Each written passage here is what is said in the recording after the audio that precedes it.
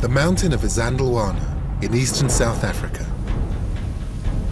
On the 22nd of January 1879, this was the site of one of the most humiliating defeats ever suffered by the British Army. In just 3 hours, over 1,200 British troops, armed with state-of-the-art weapons, were annihilated by an African army equipped only with spears, shields, and a collection of old muskets.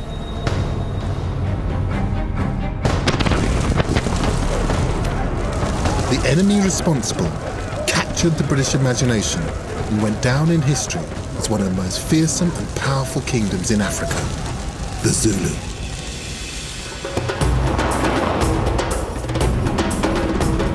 We know less about Africa's past than almost anywhere else on Earth.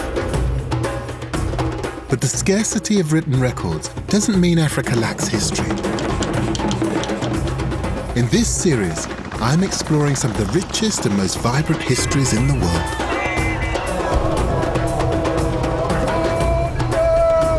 I'm traveling across South Africa through some of the country's most spectacular landscapes to discover how a tiny ethnic group born in a period of turmoil could become one of the most famous and celebrated kingdoms in history.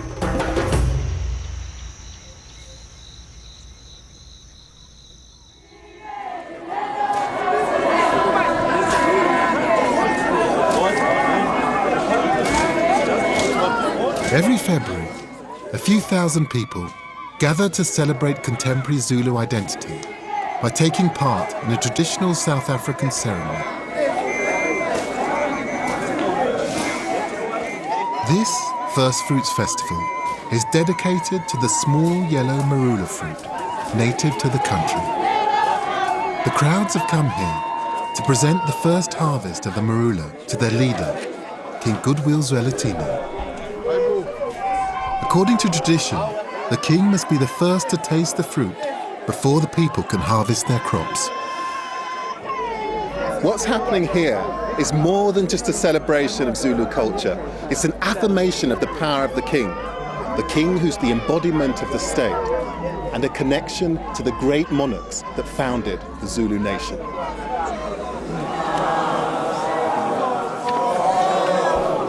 Zulu identity was shaped by a series of powerful kings. According to oral tradition, the original Zulu chiefdom was established in the 17th century by the founding patriarch, Malandela. It was his son Zulu who gave his name to the people. Zulu means heaven, and they became known as the Amazulu, the people of heaven.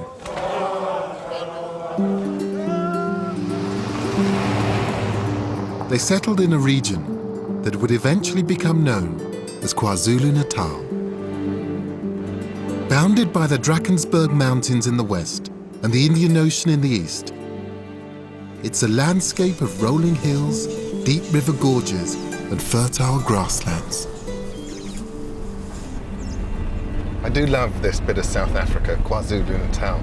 There's something about it that feels very authentic. I mean, so much of South Africa is so like Europe, but this feels really like Africa. At the end of the 18th century, the Zulu were just one of a patchwork of small chiefdoms that occupied this region. For over 100 years, they'd lived in relative peace, raising cattle and cultivating their fields. But then, everything began to change.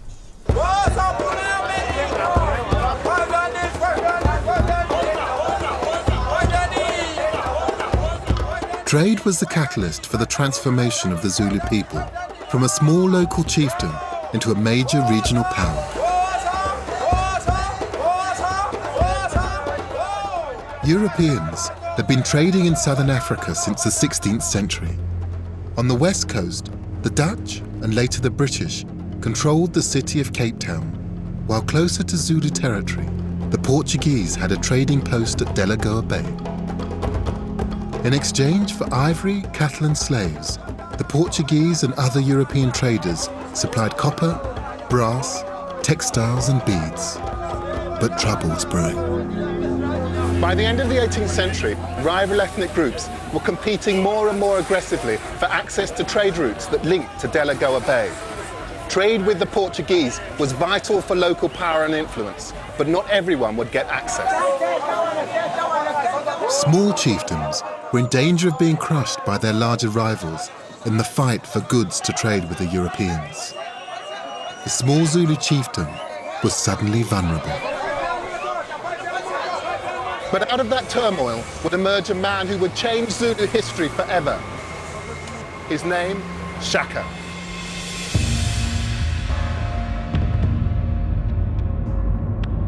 Shaka was a king and a soldier and the founder of the Zulu nation.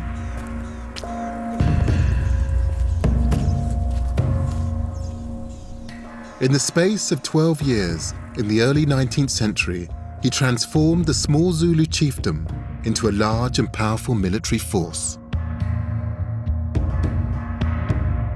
Although he became an icon of the Zulu people, Shaka's legacy remains deeply contentious, something not helped by the myths that surround his biography.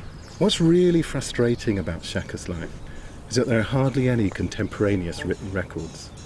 We have to rely on second-hand written material and oral testimonies, most of which is conflicting. The lack of reliable evidence has left room for multiple interpretations of Shaka, many of them highly romanticized. Respected sources suggest he was born in the 1780s, the eldest son of a Zulu chief. For reasons unknown, he was raised in a neighbouring chiefdom, where he learned the skills of statecraft and soldiering. As inter-ethnic conflict erupted, he returned to the Zulus, seized the chieftaincy, and transformed the lives of his people.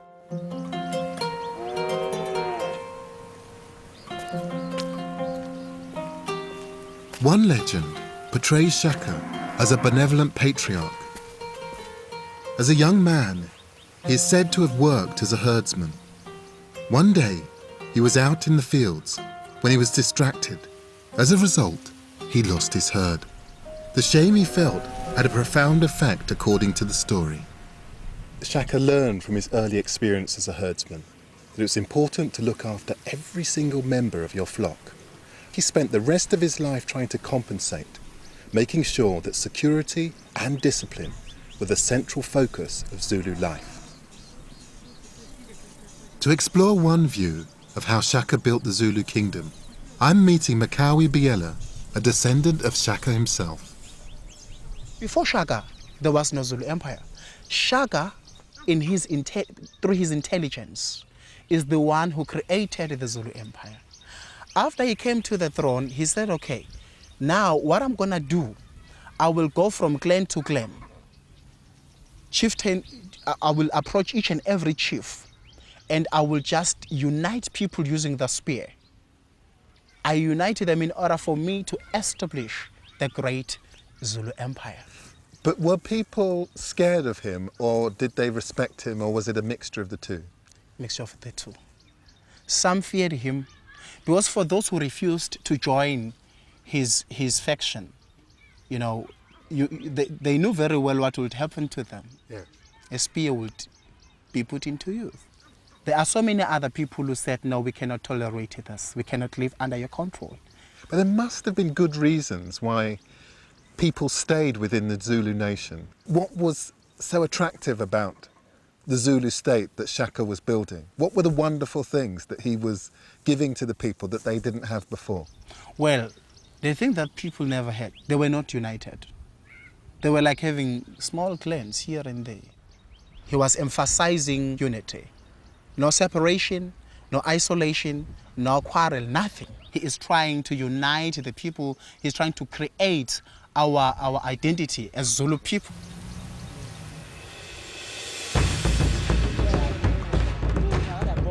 Many Zulu today venerate Shaka as the protector and defender of the people. They give him credit for reforming an institution that shaped Zulu identity and transformed its fortunes, the army.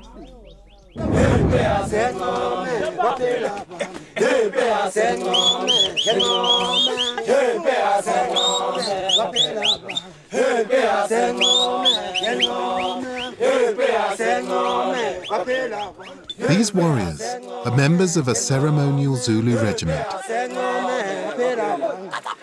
Today, they perform on formal occasions, but in Shaka's time, regiments were the backbone of Zulu society. When Shaka assumed the throne in 1816, he decided to build upon recent innovations of local chiefs.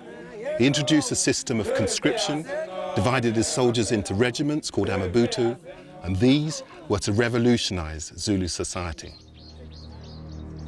Under the amabutu system, young men left their families around the age of 14 to work and fight in regiments.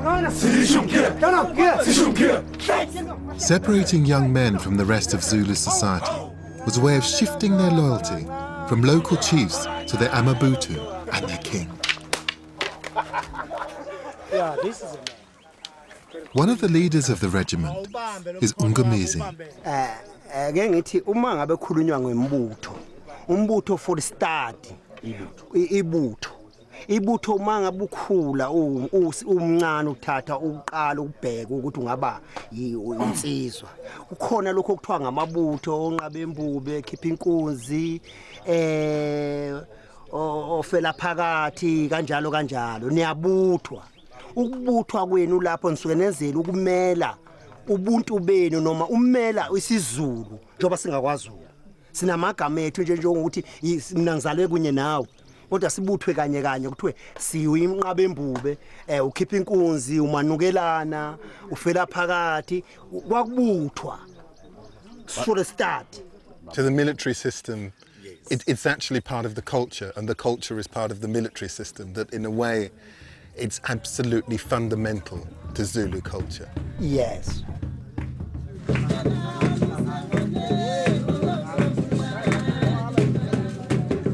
Under Shaka, young men in the amabutu were not allowed to marry and set up their own homesteads. Marriage rights could only be earned once soldiers had reached maturity and distinguished themselves in battle, normally around the age of 35. By making marriage a reward for military service, Shaka ensured the loyalty of his men. Shaka's also credited with introducing new fighting techniques, including a new battle formation that proved brilliantly effective. It became known as the Horns of the Buffalo. Simon, can you tell me about the battle formation that the Zulu used? Regiment leader Simon is giving me a demonstration. Say this is the enemy here. How would the Horns of the Buffalo actually work? If that was the enemy that was approaching the Zulu lines, how would it... Can I draw it down? Yeah, please do. Yes. The buffalo horn shape, it's like this. What, they would engage with this group here, is that This is the chest This is the chest. of warriors, where the very strong and the strongest men used to stand. All these young stars, all this round left and right, they surround an enemy, and then the enemy will be in the middle now. They will kill him dead. To illustrate the battle technique more clearly, Simon's arranging his warriors into the attack formation. It happens, eat. This is what I'm talking about. So this is the strategy that Shaka actually invented, that they would form the horns of a buffalo. Yes. At the actual head are the strongest men, Yes. and that they would hit the enemy They really must hard. hit the enemy really hard. And then whilst the enemy's trying to deal with these big guys, the two horns come round and they enclose you. Yes. And they finish you off. They finish off. This is how he conquered so many tribes. Wow. And make it one big tribe, Zulu nation.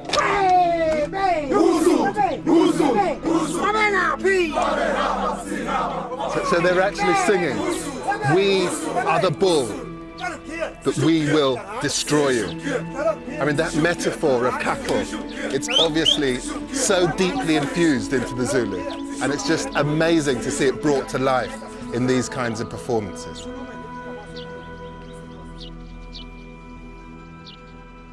Shaka also transformed Zulu weaponry, preferring a short-handled stabbing spear, used like a dagger, to the older long-handled throwing spear. What is so much better about this than what went before? Why is this such a good piece of weaponry? Before they've used the long spears.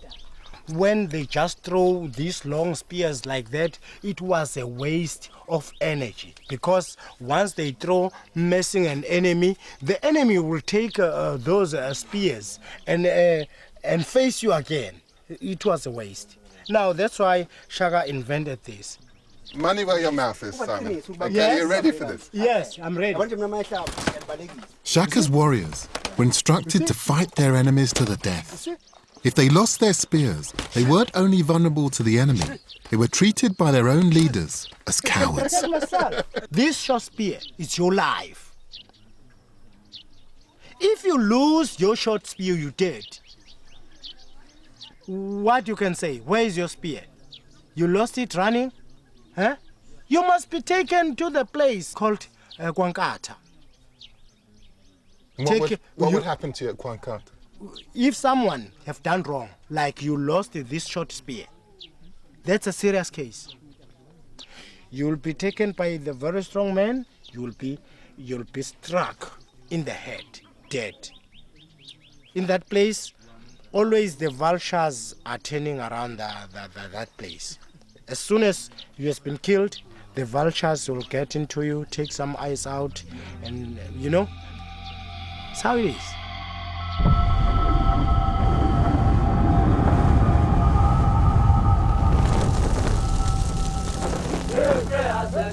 With the creation of his powerful army, Shaka had transformed the Zulu people from a small chiefdom into a powerful militaristic state. The army became the focus of Zulu life. And as chiefdoms started fighting each other for access to the trade routes, Shaka's soldiers prepared for conflict.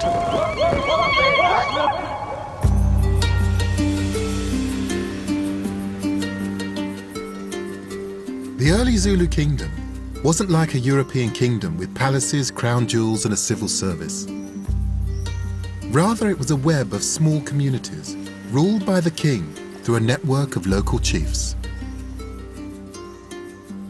It was these communities that Shaka's army was defending. They lived in clusters of small houses whose layout has changed little since King Shaka's time. This is the Nkandla Valley in the heart of KwaZulu-Natal.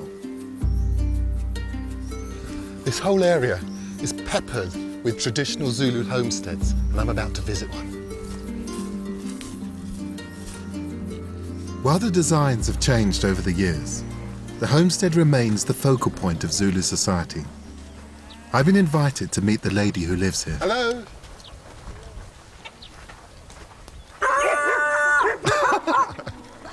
What a welcome.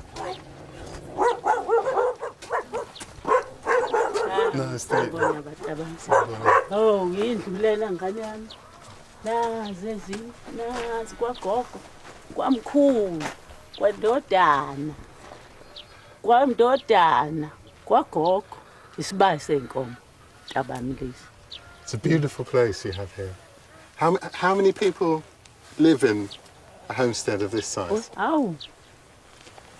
Bayisithupha. Kodwa lezi ezinye izindlu abangasekho abantu. Sekuyizindlu zami. Yes. Bayisithupha bakhona.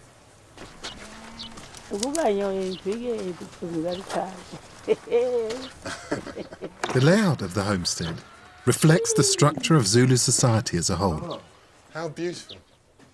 You just look at this. Zulu culture was patriarchal and polygamous.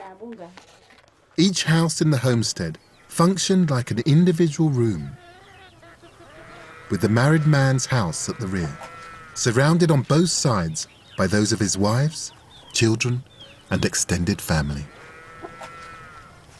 This domestic structure was the same throughout Zulu society, making the homestead the smallest building block of Shaka's empire. And at the centre of the homestead is its most important feature. This is a traditional Zulu cattle corral, and they were usually placed right in the centre of a Zulu village, and that was partially for security, but it's also a measure of the importance of cattle. They are the central focus of Zulu society. They were actually used as part of the Zulu economy, and they were also used for bartering. Traditionally, a man who wished to marry had to provide his bride's father with a gift of cattle to compensate him for the loss of his daughter. And distribution of cattle was both a source of conflict and one of the ways in which warring factions made peace. Only men were allowed in the cattle pen, and the pen itself had a spiritual status within the homestead. The circular shape of both the cattle pen and the homestead is not an accident. It's a design that's both protective and defensive, embodying the promise of security and belonging, upon which the Zulu kingdom was founded.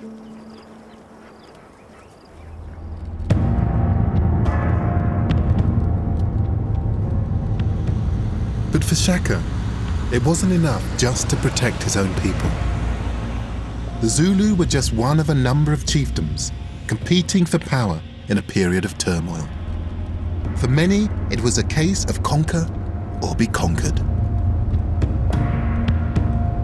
With his powerful new army, Shaka was able to set about turning his Zulu chiefdom into an empire. For 4 years, Shaka then embarked on a period of aggressive regional expansion. He annihilated his enemies and forced people off of their land. It was a period that became known as Umfakane, the crushing.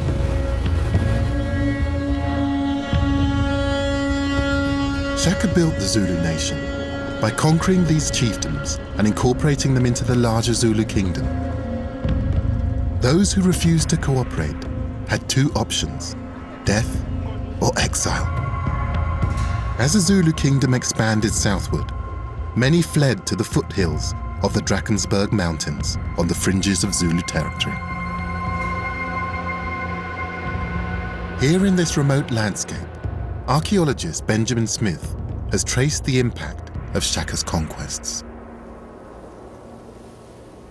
This is on the periphery of the Umfekan main area, and what happened is that many groups were sort of fled the Umfekan and came out into the mountains as places of refuge to get away from sort of Zulu imperialism and the domination of the Zulu royal family. And so chiefs that wanted to still retain independence, or that were kicked out for some reason or another, ended up in these kind of areas. And they would come here for security and safety and to get away from the things that are happening down in the main sort of centre of Umfekan activity. But before the refugees of warfare came here, this region was already inhabited. It was home to hunter-gatherers known as the Sand People. Hardly any traces of the Umfakani remain, but one remarkable piece of evidence survives. Benjamin's taking me to see a tiny fragment of a sand rock painting depicting a warrior, perhaps a refugee from Shaka's conquests. Okay, so here we are. There is the great painting of a man carrying a shield. Beautiful. Probably painted in the 1810s or reflecting on things from 1810, 1820, exactly the time of the Umfekan. What are we actually seeing here, Benjamin? You can see here a human figure, back leg, front leg. In his left arm, you can see a long spear with a long metal tip. In his right arm, he's holding this slightly exaggerated shield. And what's noticeable about it is not the classic Zulu shape, sort of lozenge, but it's slightly indented in the middle. And one of the things that we recognise now is that this is not a typical Zulu shield. It's probably someone escaping from the Zulu kingdom and coming into no man's land as a place of refuge. So the person who created this may well have lived in the period of Shaka. Very, very likely. One of these groups that's fleeing from the direct rule and sort of might of Shaka. The Mfecane transformed southern Africa. It was swift and uncompromising. And as a result, the Zulu nation expanded from around 3,000 people to over 250,000. For those who didn't resist, Shaka offered security, a collective identity, and the promise of a future for their children. But around the Zulu kingdom, southern Africa was changing.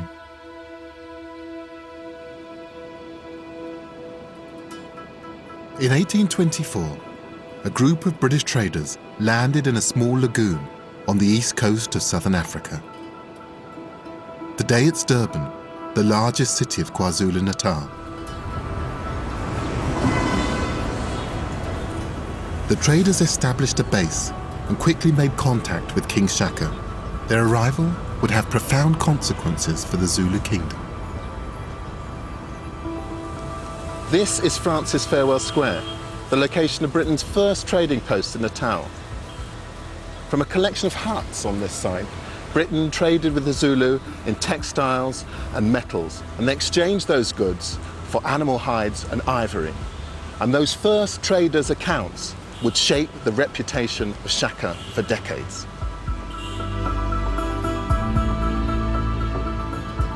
Shaka continues to be remembered by many Zulus as an heroic warrior statesman whose military conquest created a proud nation. But 19th century British accounts of Shaka offer a darker view. They wrote of a brutal despot who maintained internal control by terrorizing his own people. While these accounts of Shaka as savage may well have been an alibi for Britain's colonial ambitions, they cast a long shadow over his reputation. To explore that legacy, I'm visiting the Killy Campbell Library to meet historian Siyabonga Mkhize. In the early 20th century, a British colonial official named James Stewart recorded oral testimonies from Zulu elders, many of them first or second-hand accounts of Shaka's life. They provide some of the most important historical evidence of Shaka's biography. Siyabonga, could you explain to me a little bit about James Stewart and his archive? Yeah, most of the informants of James Stewart were people who have seen Shaka, or people that have seen people that were living during Shaka's time. For example, if you can find that, we go to the information that was given by Balega. Balega was a man from the Kwabe clan. Shaka did many evil things to people.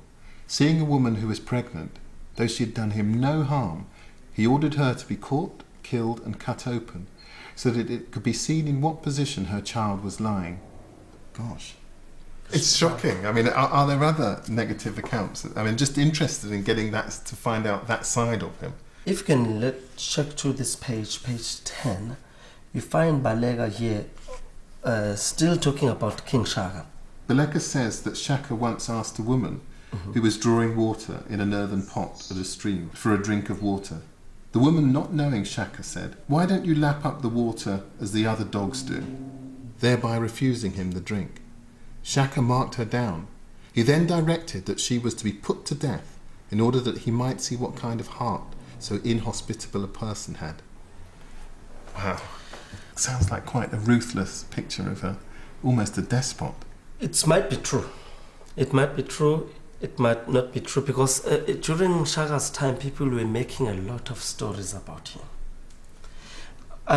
Those stories were constructed by different people because they wanted to find so that others to believe that I've seen Shaka or I've been in Shaka's court.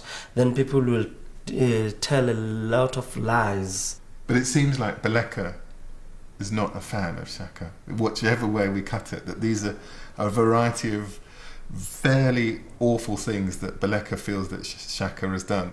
But are there views then, by contrast, that are very positive? Yes, here, Janji. He talks about Shaka as a good character or as a good king. My father said Shaka was a great king and Yes. very clever because he defeated all the chiefs in every direction. Yes. He was very resourceful. You remember that clans were living independently all over the country. Then he managed to defeat them and make them one nation. I found that really fascinating. There's obviously a broad range of different interpretations of Shaka. But you know this material probably better than anyone. I mean, who do you feel Shaka was, and how do you feel about him? If I can say, let's bring back Shaka now, he can make a good politician. For me, that's how I see Shaka. It was just a game of the day that he could kill other people to get what he wanted to get. But he was a great politician.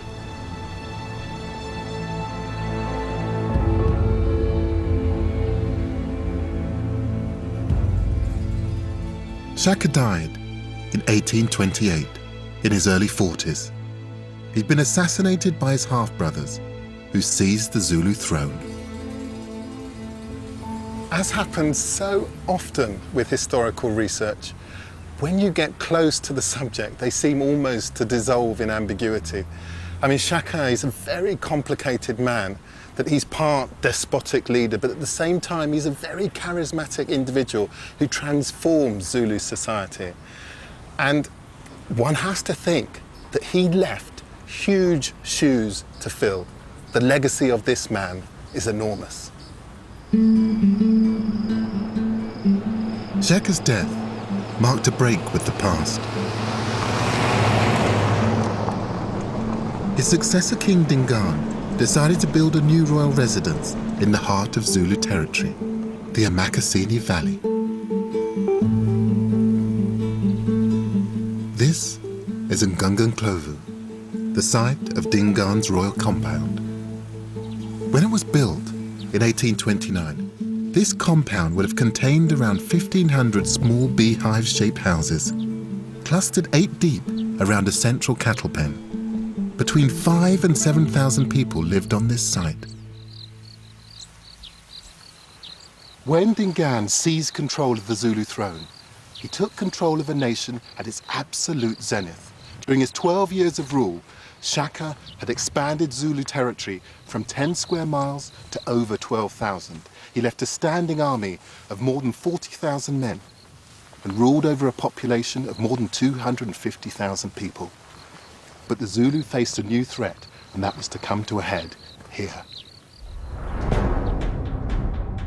Beginning in 1836, groups of Boer settlers, descendants of Dutch, German and French farmers, set off from the Cape Colony in search of new land.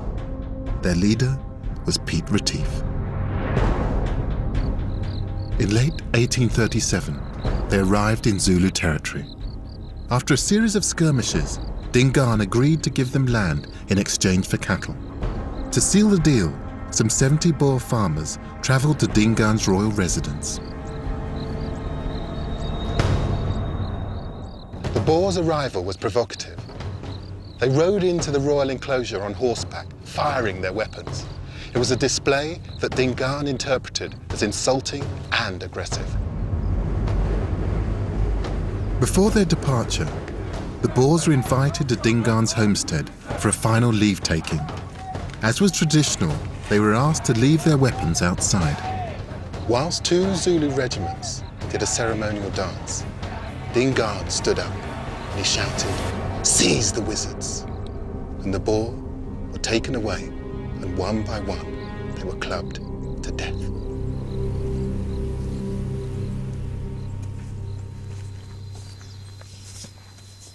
The Boers were executed on a hill just outside the Royal Zulu compound. Their leader, Piet Retief, was forced to witness their deaths. He was the last to die. The 70 Boers were buried on this site. The manner of the Boers' deaths only helped to reinforce their view that the Zulu were treacherous and barbaric. This was an act that would be avenged.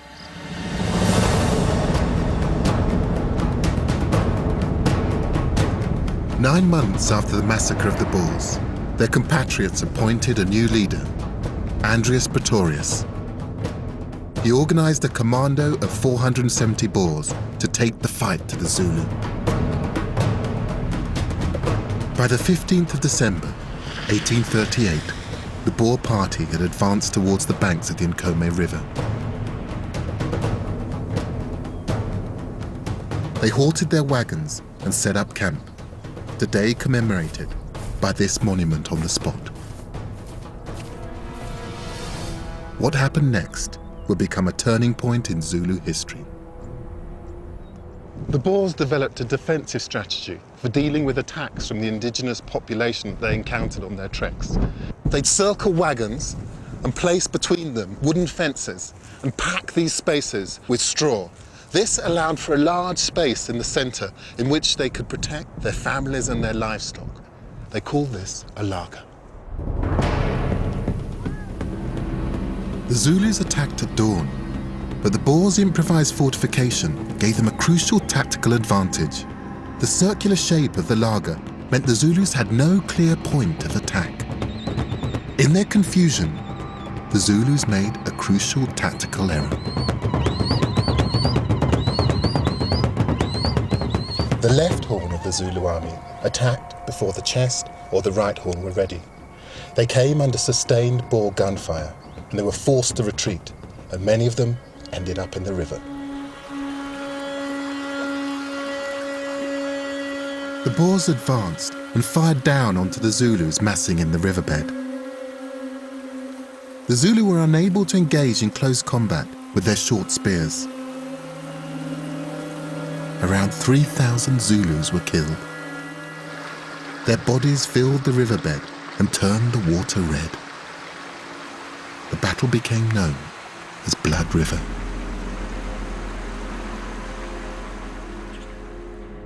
Historian Ken Gillings has studied the impact of Blood River on the Zulu. So Ken, what were the consequences of the loss here at Blood River?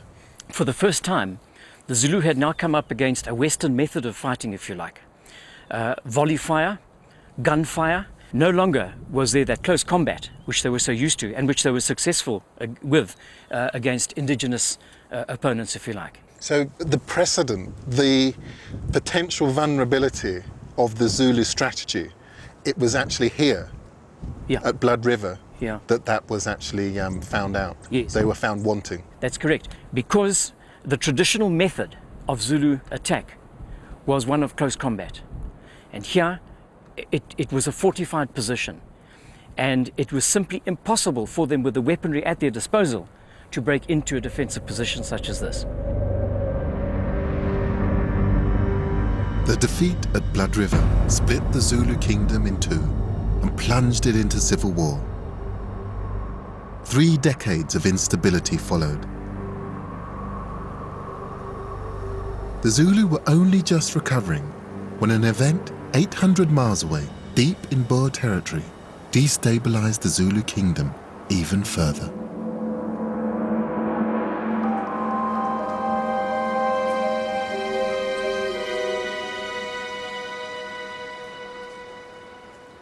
In 1871, a labourer on a farm near the modern town of Kimberley discovered a small white stone that caused an international sensation. Within 2 years, tens of thousands of people had descended on the area to seek their fortunes. And this is what they came for. The De Beer brothers became the luckiest farmers in history, and their land became the largest diamond mine in the world.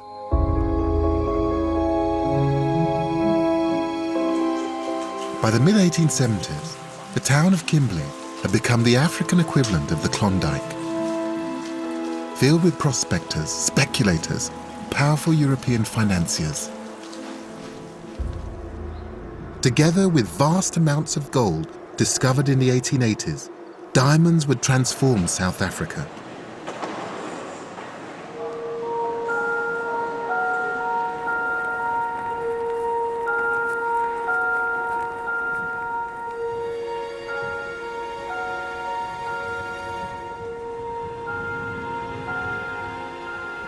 This is the Big Hole, the site of the original De Beers diamond mines.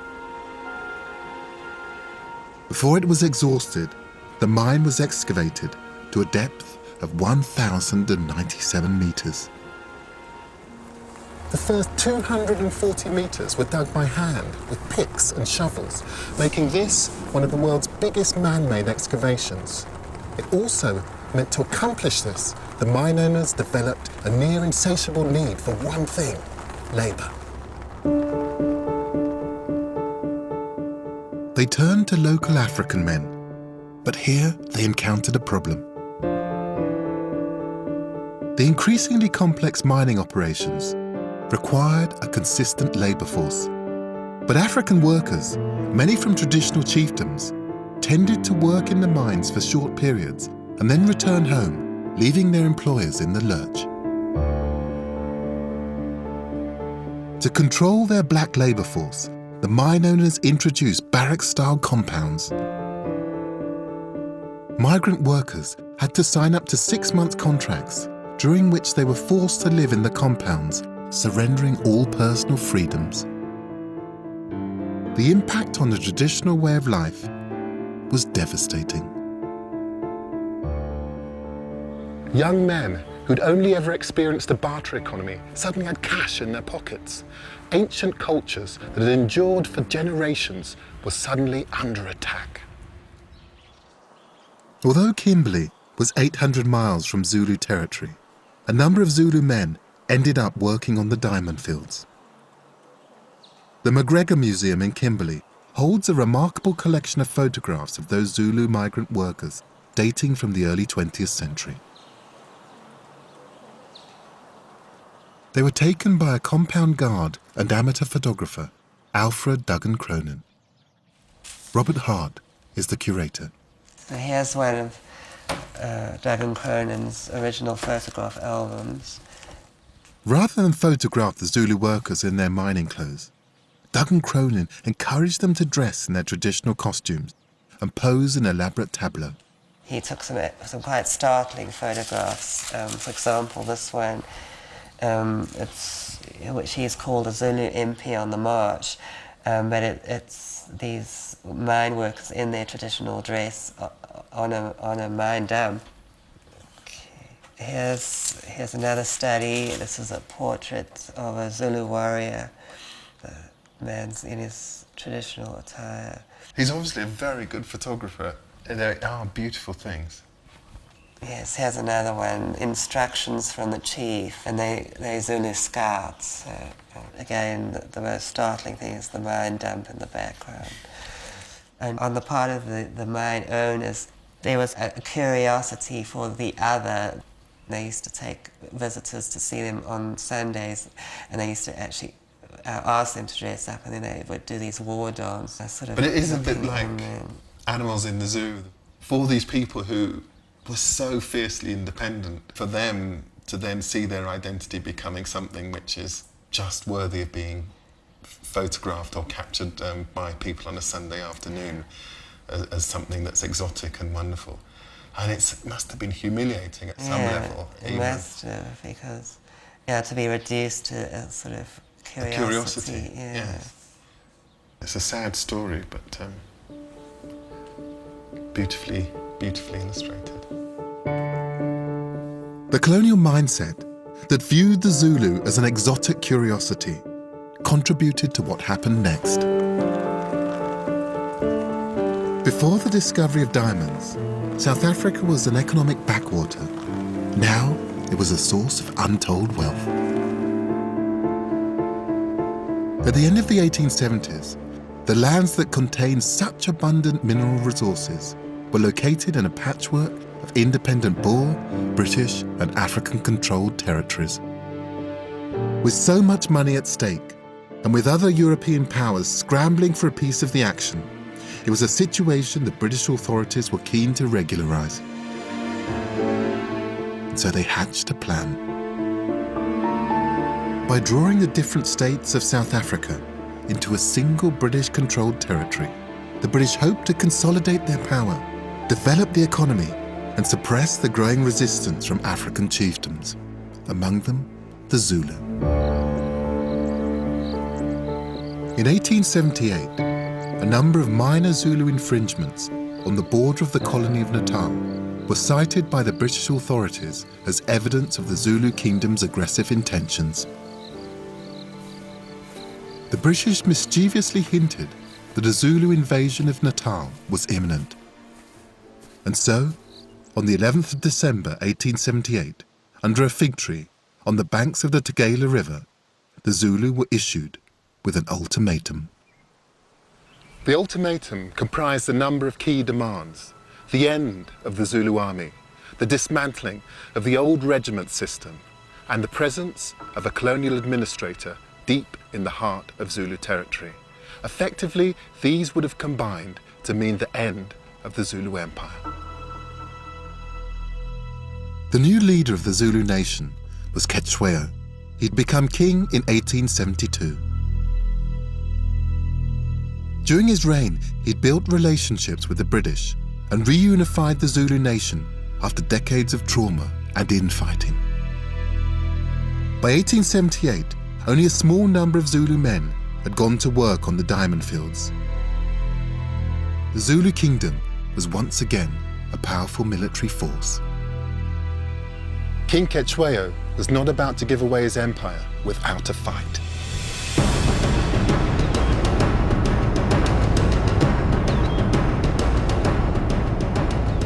On the 11th of January 1879, 3 columns of British soldiers, led by Lieutenant General Lord Chelmsford, moved into Zululand.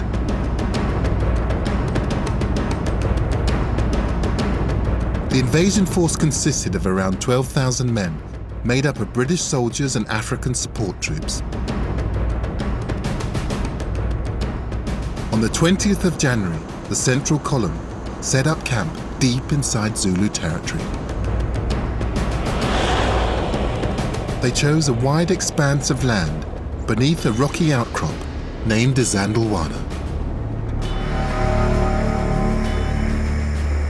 The British troops remarked that the distinctive mountain resembled the Egyptian Sphinx. Lord Chelmsford believed the Zulu would employ guerrilla tactics rather than engage in a single large battle, so he decided to take the fight to them.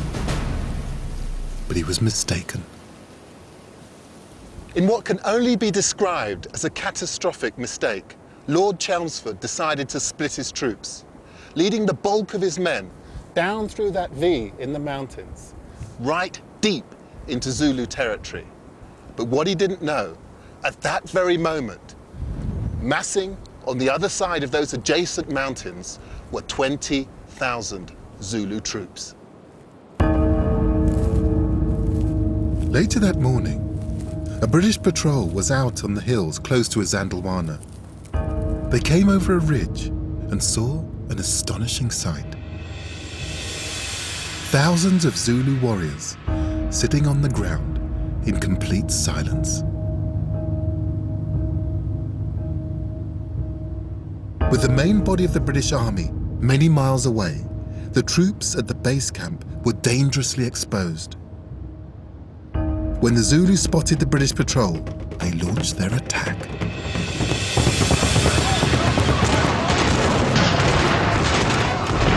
As the British started firing their weapons, the Zulu took on their traditional Horns of the Buffalo formation.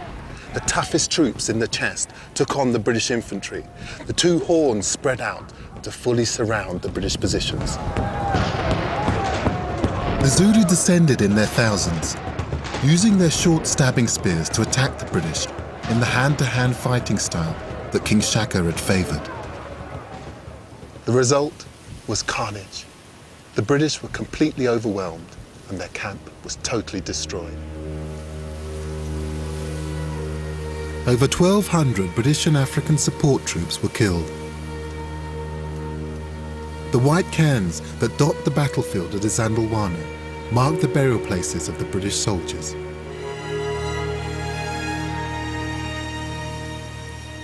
Lindizwe Ngobese is the great-great-grandson of one of the Zulu warriors who fought at Izandlwana.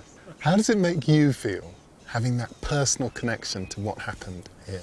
It makes me feel proud. Here now, Zulus now, they are fighting within their kingdom, and also they are now aware that the British now, they want to do away with their kingdom. They do not want to lose it. Let's fight and die for it.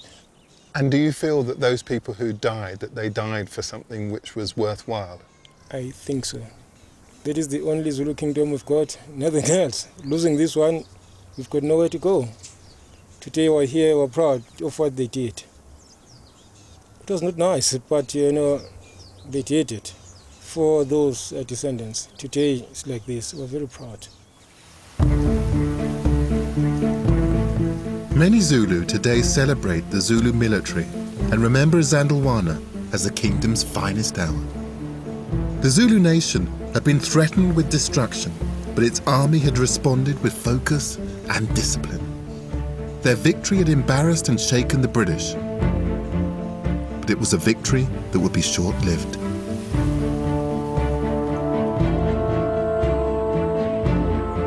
Before the two horns of the Zulu army met and fully enveloped the British, a small band of survivors attempted to retreat.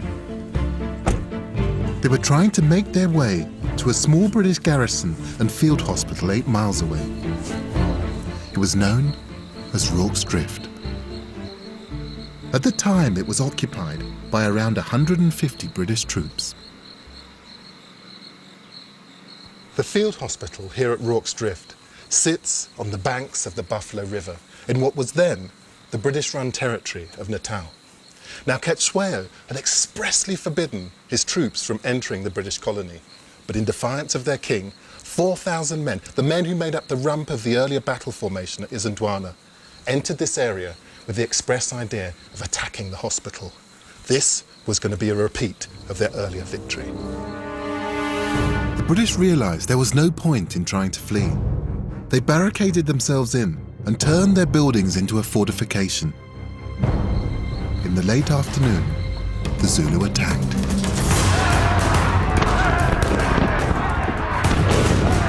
They laid siege for over 5 hours and at one point actually broke through the British perimeter. But remarkably, the British prevailed. With thousands of rounds of ammunition and state-of-the-art weapons, the British were able to see off the Zulu. The Zulu withdrew, but not before over 500 of their men were killed.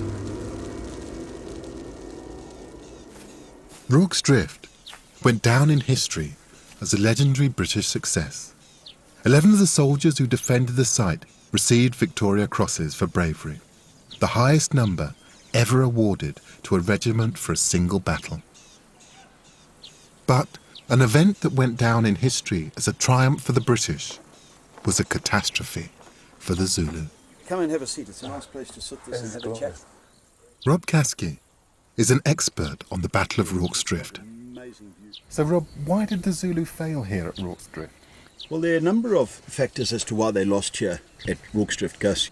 The fact that it was a prepared defensive position, the fact that the Zulus were overconfident and didn't really have a battle plan as to how they would attack this place. And when the initial attacks were repulsed here, I think a huge amount of the fight was knocked out of the Zulu. And what was the Zulus' attitude to modern weaponry? The Zulus hitherto had not really come up against sustained modern firepower from rifles like the Martini Henry or the Gatling gun.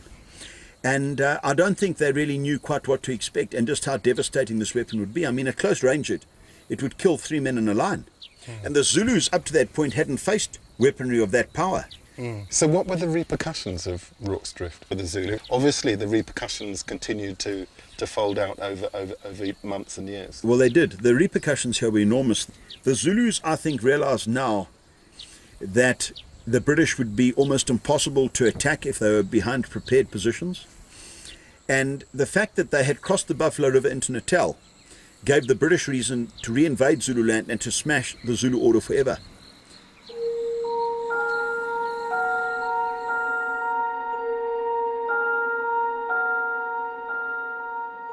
"5 months after Isandlwana and Rorke's Drift, the British Army returned to Zululand, 25,000 strong.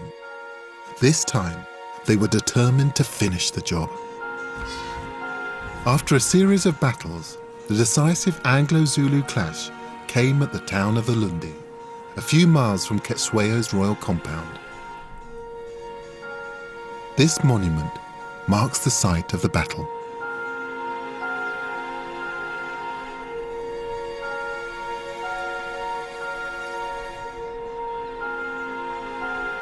The British arranged their troops into a hollow square, firing out from all sides. It was the kind of fixed fortification that had proved so successful at Rorke's Drift. The sweeping horns of the buffalo were no match to the British block formation, particularly when backed by serious artillery.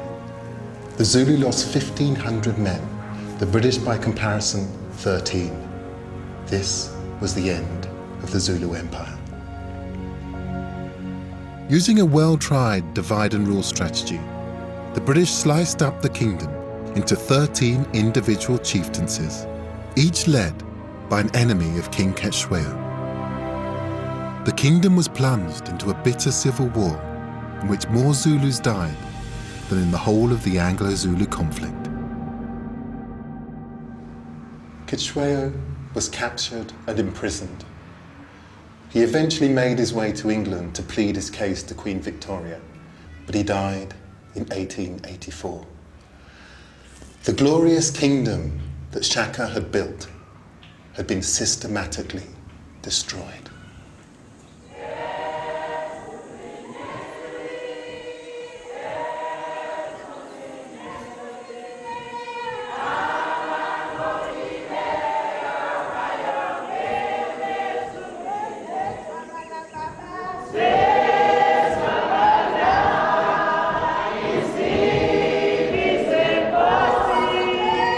Despite the destruction of the independent Zulu kingdom in the late 19th century, the Zulu nation lives on.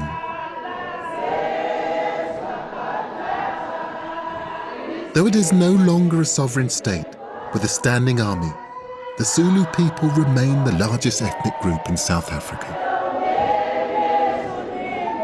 Over the years, the Zulu military past has been glorified, interpreted, and used by different factions for their own political purposes, especially in South Africa's recent history. Sometimes the portrayal of Shaka and the Zulu past has obscured the truth, but it served to maintain Zulu pride. The history of the Zulu could be read as one of defeat and disaster, but there's something else. There's a triumph against adversity. There's a sense of unity. Things which continue to bind and endure.